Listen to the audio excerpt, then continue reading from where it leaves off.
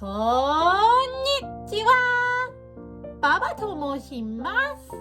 20週目の日本語を話せようこそ。That's right. 20 means 20. Baba has made 20 Japanese Word of the Week videos. But not all of which are on YouTube, so make sure to check out my TikTok channel. And on this very special occasion, the 20th Japanese word of the week is kimono. Now, obviously, I didn't just learn the word kimono. I feel like most people have heard the word at some point.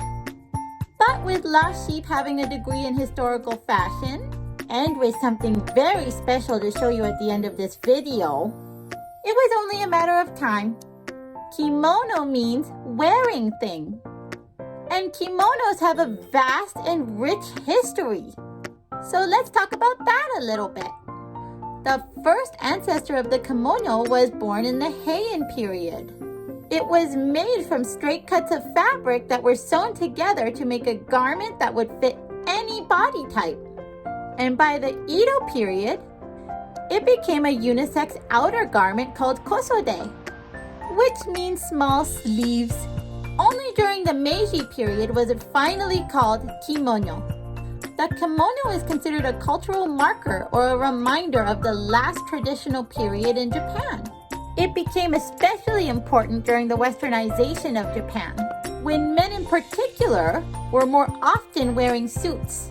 And as Japan underwent some massive cultural changes, the kimono became one of the last visible links to Japan's origins, and the responsibility fell on women to carry that through.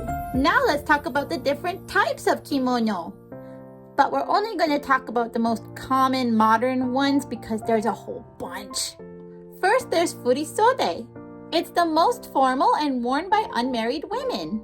They're especially famous for their dramatic designs and long sleeves. And there are 3 types of furisode depending on sleeve length.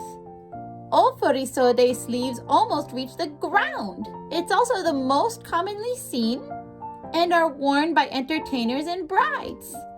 Then there's chu furisode. These have the medium length sleeves. They also have no padding, so they're much lighter and cooler. Then there's ko furisode with the shortest sleeves. And these can be worn with pants or hakama. This isn't the most commonly seen style, but it was the kimono style of schoolgirls in the Meiji period. Next is hikizuri. It was worn by wealthy women before the Meiji period. They are very rarely seen in public, except for maybe in Kyoto and Tokyo.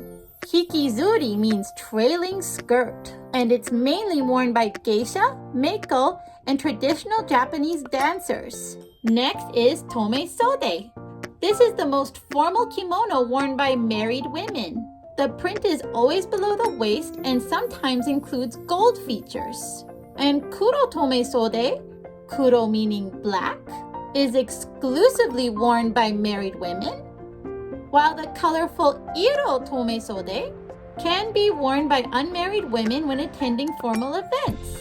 Then there's humonji. Humonji means visiting wear. These can be worn regardless of whether you're married or not. They come in many different colors and are suitable for many semi-formal events. The print is created using the iba method, which looks like a continuous painting stretched across the entire kimono. Then there's iromuji. These come in plain colors without any print. These are considered more appropriate for solemn events due to their simplicity. But they can also be worn during family celebrations and graduations.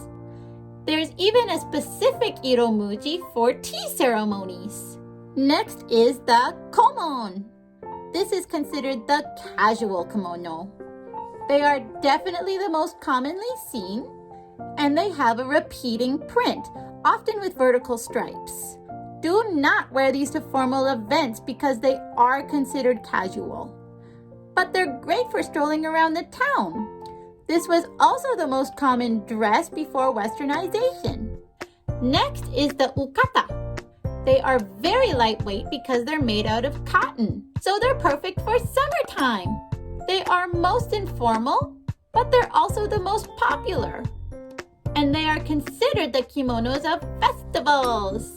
And now that we've talked about the history of kimonos and about some of the different types of kimonos, Baba has something to show you. So, Last Sheep's stepdad gave her an incredible gift. He got these in Japan many years ago. And since he and my mom are moving, they're getting rid of a bunch of stuff. And Last Sheep's stepdad wanted her to have these.